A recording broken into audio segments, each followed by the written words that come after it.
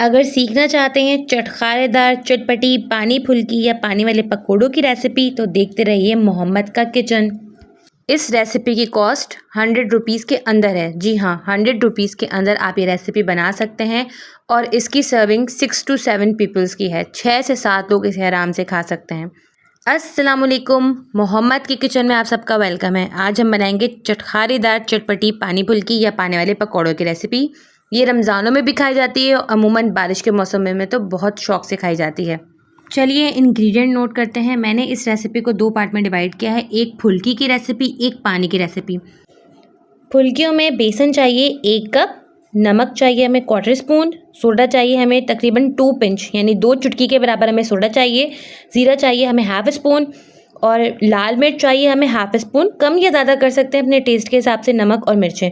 पानी हमें तकरीबन इतना चाहिए कि हम इसका अच्छा सा पेस्ट बना लें, ना ज़्यादा रनी हो, नॉर्मल परफेक्ट सा हो जितना हम पकौड़ों का बैटर बनाते हैं। अब हम सेकंड पार्ट की तरफ चलते हैं। हम पानी की रेसिपी नोट करते हैं। पानी के अंदर तकरीबन मैंने आधा चम्मच ज़ीरा लिया है, पिसा हुआ और भुना हुआ। पहले मैंने उसे भुना है, फिर मैंने उसको पीस लिया, उसको आधा चम्मच लिया है।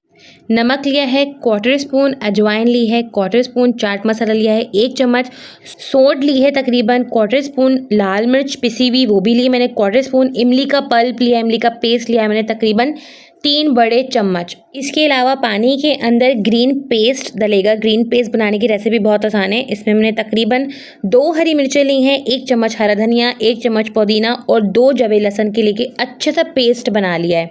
चलिए रेसिपी स्टार्ट करते हैं। हम सबसे पहले फुल्कियाँ बनाएंगे। फुल्कियों के अंदर बेसन, नमक, सोडा, ज़ीरा, मिर्च और पानी लेके अच्छा सा पेस्ट बनाएंगे।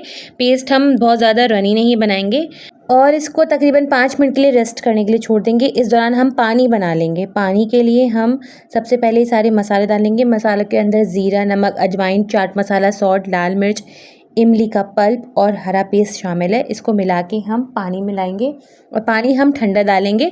ठंडा पानी डालने के बाद हम इसे फ्रिज में रख देंगे। इसमें ठंडा पानी ही डालना है। जितनी देर में हमारी फुल्कियाँ फ्राई हो जाएंगी इतनी देर में हम इसे वापस फ्रिज में रख देंगे ताकि पानी और ठंडा हो जाए। ठंडा पानी इसमें ज़्यादा मज़े का लगता है। हम इस मसाले को अच्छी तरह से मिक्स कर देंगे और इसको फ्रिज में ठंडा होने के लिए रख देंगे पानी डालकर। अब हम गरम तेल में फुल्कियाँ फ्राई करेंगे। मैंने फुल्कियों का साइज़ बहुत ज़्यादा बड़ा नहीं किया है, मुनासिब साइज़ रखा है। छोटा या दरमियानी साइज़ रख सकते हैं।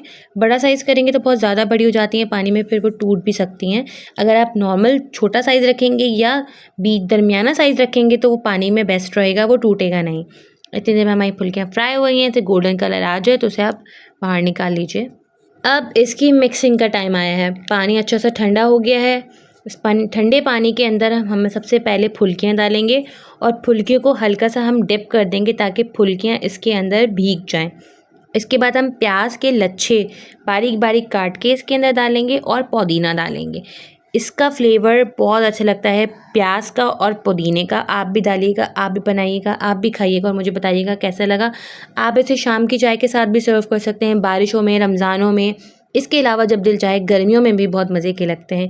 ट्राई कीजिए, मुझे बताइए आपको कैसा लगा। इंशाल्लाह मिलूंगी किसी नेक्स्ट रेसिपी के साथ, इस दुआ के साथ कि अल्लाह ताला हम सब के दस्तरखान हमेशा आबाद रखे। आमीन सुम्मा आमीन। अपना ख्याल रखिएगा। अल्लाह हाफ़िज़।